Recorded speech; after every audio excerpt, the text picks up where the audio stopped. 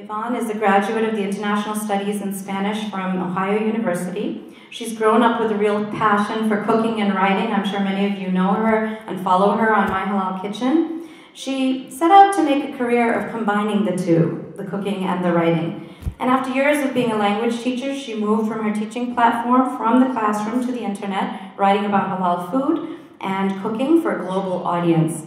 Today, Yvonne publishes myhalalkitchen.com and My Halal Kitchen. She gives cooking classes and lectures about halal cooking and healthy eating, and she consults schools on how to source healthy halal ingredients and prepare fresh new ideas for school lunch programs. She's written the cookbook Summer Ramadan Cooking to teach about the food rituals of the holy month, which after we're done you can see there is a table set up in the back, and the global diversity of halal recipes. Yvonne's second cookbook, My Halal Kitchen Global Recipes, Cooking Tips, Lifestyle Inspiration, will be published coming up very soon this July, and it aims to teach basics of halal cooking, baking, and showcase classic American, French, and Italian and Latin recipes made with all natural halal substitutes. So with that, I'd like to welcome Yvonne speaking on mental health and diet.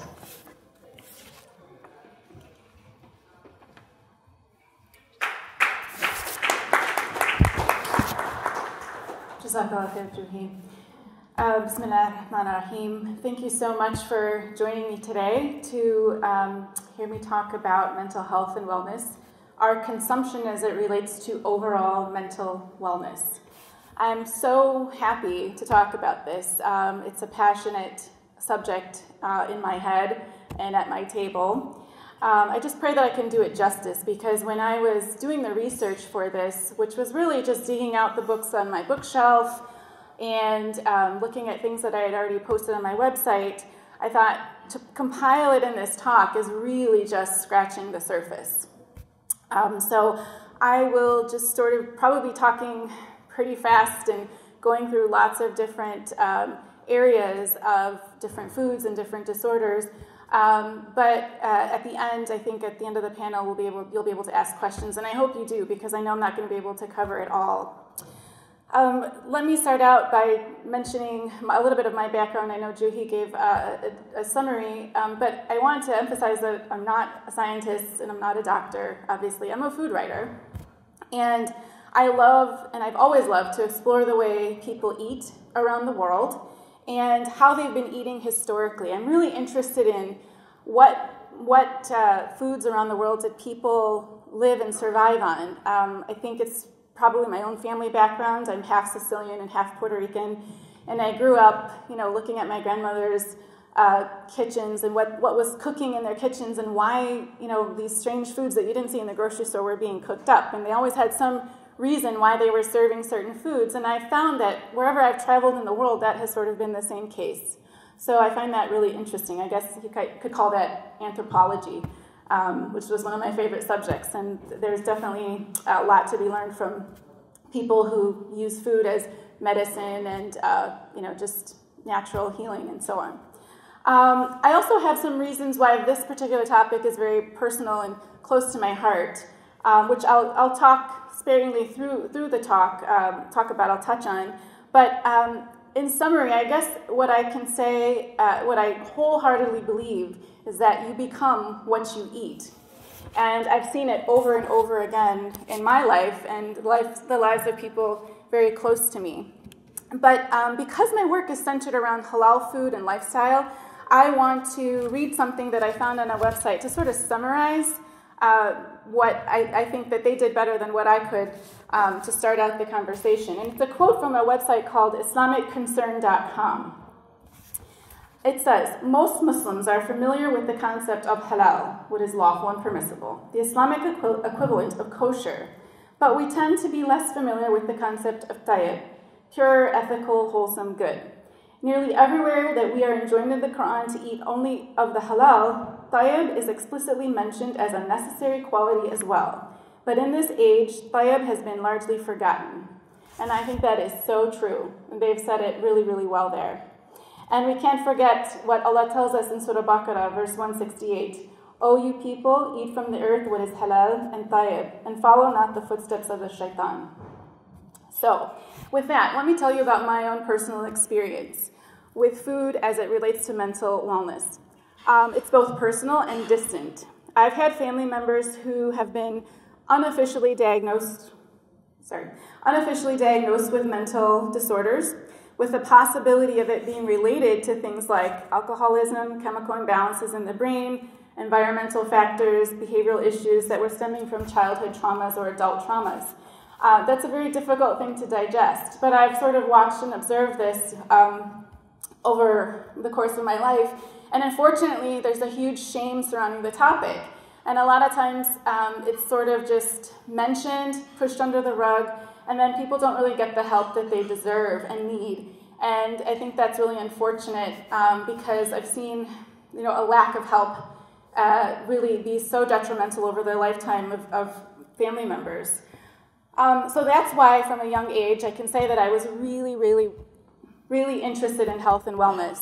I don't know what's going on. I always devoured books on, how to take care of myself, how to be really healthy mentally.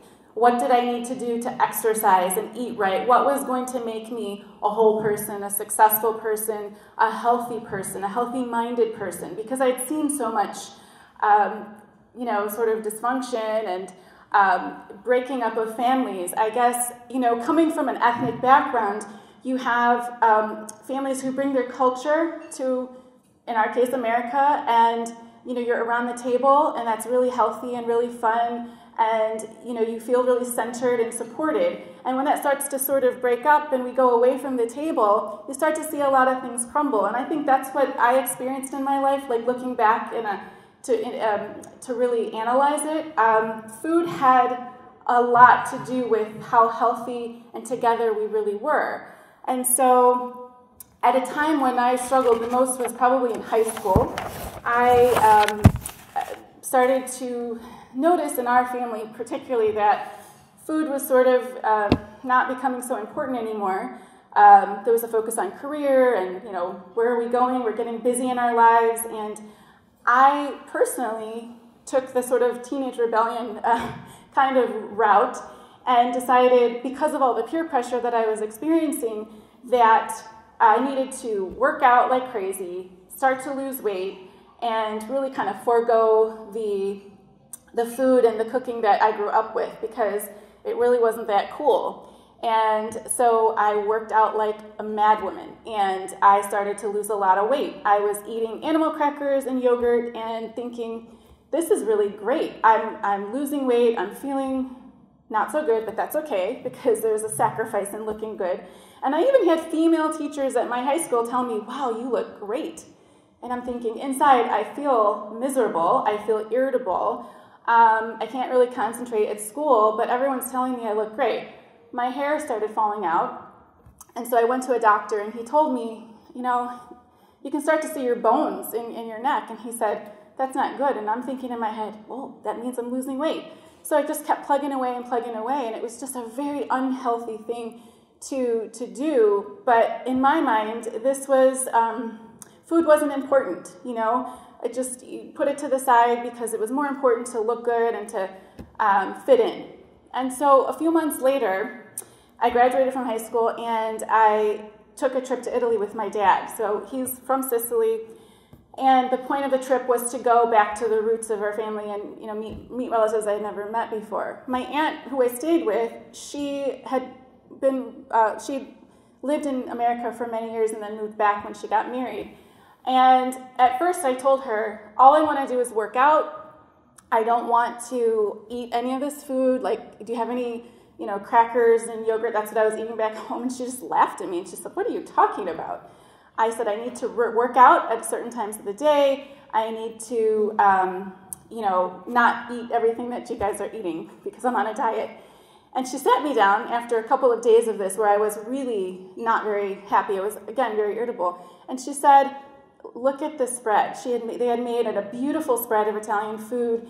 And what happened was I slowly kind of got back into, okay, this is my culture. This food is good for me. I guess that what I have to do is start eating it, or else I'm going to starve.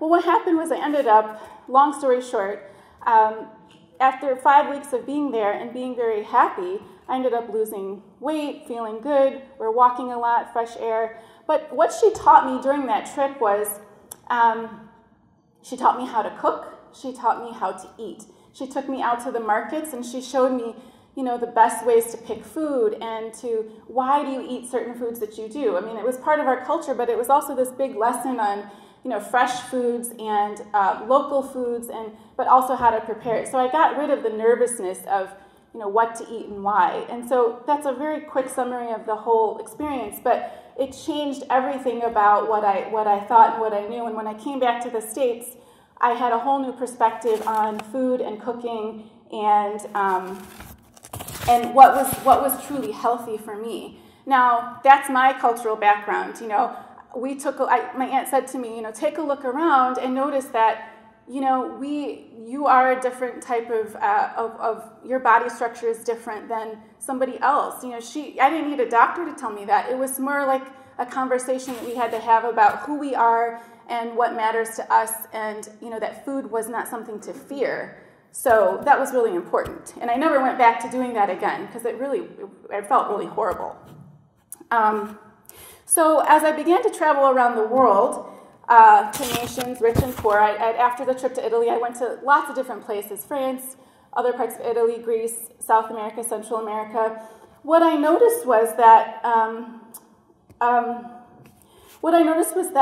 everyone really pretty much got happy around the table, and that there was this balance that I was always in awe of. And I'm forever in awe of the way the rest of the world prioritizes their food and their meals together. I think that's something we're kind of losing here in America, and that's what I felt before I went to Italy, that, there's something kind of breaking up, and everyone has, in America we're this melting pot, and we all have different priorities around food. We want our cultural backgrounds food. We want that at the table, but we also want to try lots of different things. But the most important part was this prioritization of food that, I feel is a bridge to a good and healthy life. And I saw this, maybe 10 or 12 years ago, and now I'm starting to see other food writers talk about this. I don't know if you guys are familiar with the man. He's a well-known food writer with a program called Cooked on Netflix, and his name is Michael Pollan. And he wrote an article was published about him, I think it was in the Atlantic, just recently. And it's all about why, Americans aren't cooking enough. What's the deal? Where's the time? Why aren't we making the time for this? And he says that in the countries that fought for time, such as, he talks about France quite a bit, but he says in the countries that fought for time, they cook more often, they have less obesity. In America, the trade-off is money. And what I see that it's pretty true in terms of the type of food that is cheap here, the type of medications that are very expensive for the consumer but profitable for the companies. So, there's another statistic that's important, and he says Americans spend 90% of their food budget on processed foods, which contain additives and flavor enhancers. So the question really I like to pose is, why do we eat what we eat, and why do we eat the way that we eat? Are we confused about that? There's lots of things: cultural background, our physical location, our lifestyle preferences, the people we surround ourselves with. Is one person wanting to be really healthy and another person could care less about what they put in their mouth? Peer pressure, like I mentioned in my case, but as a teacher, before I started my food writing work, I saw this with the kids. There's so much peer pressure surrounding what you're eating. And that's, for young girls, that was really detrimental. I saw girls with anemia, anorexia, bulimia right in front of my eyes getting sick. And a lot of it had to do with mentally what they were being told by their peers or their mothers about, how you look. And then what's our emotional relationship with food? The overeating, the undereating. Anybody who's watched an episode of Oprah can tell you, when there's an episode about obesity, she's trying to get right to the root of the cause. Why do you overeat? What's the emotional issue that is causing this overeating? So that's a whole other topic, but it's a good one. Okay, so I want to read a quote to you from this excellent book, which you should probably all have in your library, The Medicine of the Prophet, Ibn Qayyim al-Jawziyah. This is the second book I've got. It's translated by Penelope Johnstone, but The first copy I had, I tried to read through it. It was difficult with the translation, but it's gotten really much better with this one. And on page 7, if you guys ever want to write this down, but there's a resource list in the back with all the books that I recommend, books, articles, and other things. It says, physicians are agreed that when treatment is possible through diet, there should be no recourse to medicine. And when treatment is possible through a simple, meaning like a simple solution, there should be no recourse to a compound. It is said, whenever it is possible to heal an illness by diet and precautions, there should be no attempt to heal it with medicines, which I found really interesting because I'd never heard that before. So what are some problematic ingredients in our food? I always talk about this from a halal perspective. People say, you know, what can I eat, what can I not eat? If it's halal, we're great, we're good. And I've seen this, for example, when I was teaching. The kids would be so excited, they'd come to me, you know, Ms. Maffei, we have, you know, Doritos and they're halal. We called the company and they're halal, the ingredients are halal. And I'm like, I don't want to burst your bubble, but it's great to have those things once in a while, but you can't have that for lunch. And so I think there's, you know, there's an excitement to have halal certified products. But the question bears, what is in everything that we're eating that's halal? Is it tayyib? I think that those two check marks need to be checked off before we go further about what we're eating. So that said, I had to mention that. Problematic ingredients, and this is something that we should all be looking for in our foods. Sugar, high fructose corn syrup, artificial sweeteners, MSG, processed foods, preservatives, and additives. Food additives and poor diet could help explain poor school performance, criminal behavior, alcoholism, and the growing number of Alzheimer's patients. I can attest to the fact that kids were hyperactive after lunch. Every teacher will tell you, watch them after lunch. You don't want to have a classroom full of kids after lunch. And we can joke about it, but really, what are we giving these kids to cause that hyperactivity? What's in their lunches? So I'm really passionate about that topic. The other thing is that the global flavor business is worth more than $6 billion per year. So when I say global flavor, I mean additives in our food, colorings, food dyes. You know, there's some profit going on in that. So we need to really kind of read between the lines in terms of what's in our food and what's being marketed to us as good and healthy. There's just so much. How does food affect your mood? So I can tell you, like when I mentioned my story that, you know, I wasn't eating very well, the thing I remember the most was how irritable that I felt. Why? Because I was eating nothing but sugar. My hypoglycemic index was probably really high, and that's what sugar does. It just raises your hypoglycemia, and you really don't feel right. You don't feel balanced. Okay, I'm going to mention another book that I really want you guys to look at. It's called Excitotoxins, The Taste That Kills. And there's a doctor, Dr. Russell Blaylock. He says that in this book, high sugar content and starchy carbohydrates lead to excessive insulin release, which in turn leads to falling blood sugar levels or hypoglycemia. It causes the brain to secrete glutamate in levels that cause agitation, depression, anger, anxiety, panic attacks, and an increase in suicide risk. Food dyes and preservatives, sodium benzoate, linked to problematic behavior in children such as hyperactivity. So we all hear about MSG and how that's, you know, a food we want to avoid, but you know, you can easily avoid it when you see it on a food label. It says MSG, but it's also disguised on food labels as natural flavors. So how do you know that's, you know, MSG? You have to call the company and ask them, you know, your label says natural flavors, but what does that mean? What's in it? So that's kind of a, you know, headache to deal with. I'd rather just avoid that. And the FDA, we all are always looking towards the FDA to approve our foods and make sure that it's safe for us. Hello. But what we need to understand is that the FDA checks to see whether or not nutrition information is present on a label and not whether it's accurate.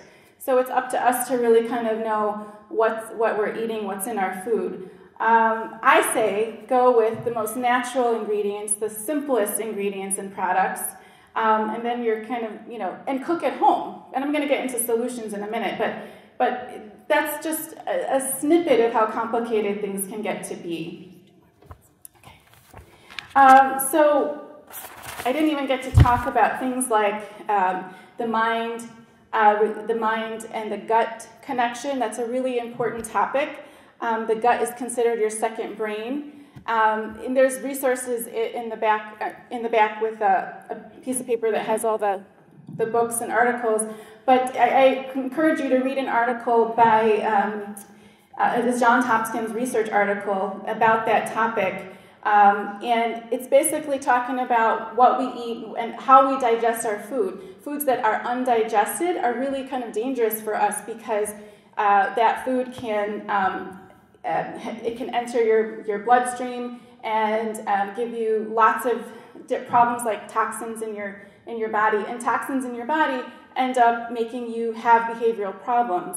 So what is the solution to that? It's getting back to foods like fermented foods like yogurt and kefir and probiotics and things that are actually considered old foods. And that's a whole other topic that I wish I could get into as well. So some of the recommendations that I have overall, and I'm totally skipping over lots of things here, but always eat halal and tayyib. Read all your food labels. Know where your food comes from. Just a couple of days ago, we found out there's an article that came out about salmon and how the salmon from Puget Sound in Oregon was contaminated with antidepressants and cocaine. So what does that tell us?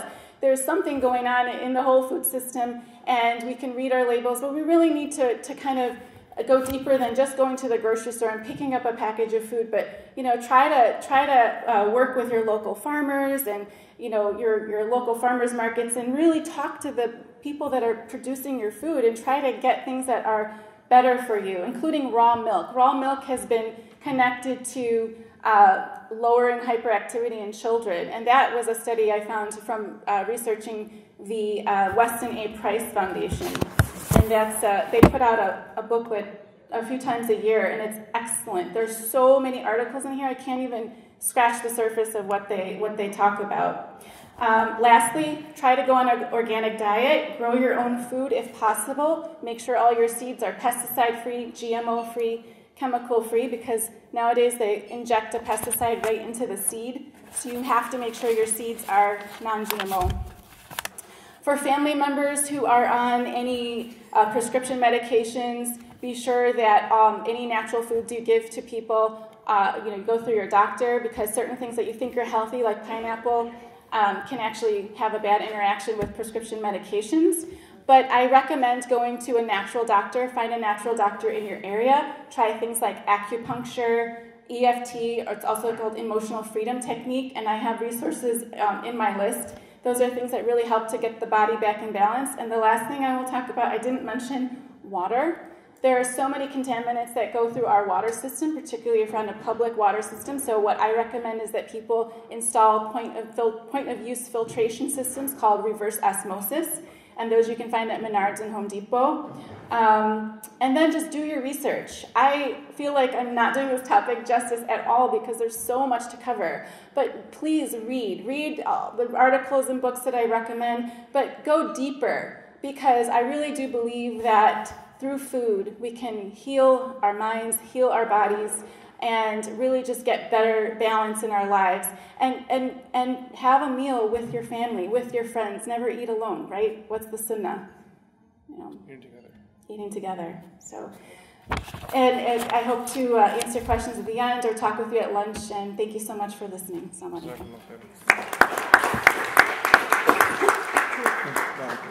Jazakallah khair, Yvonne. As you can tell, there's so much here in this topic, mashallah, and I apologize in advance to all of you that we haven't given that much time, but this is obviously just opening the book. We have many, many chapters, and I think this type of event can turn into a series, inshallah, and we can learn so much.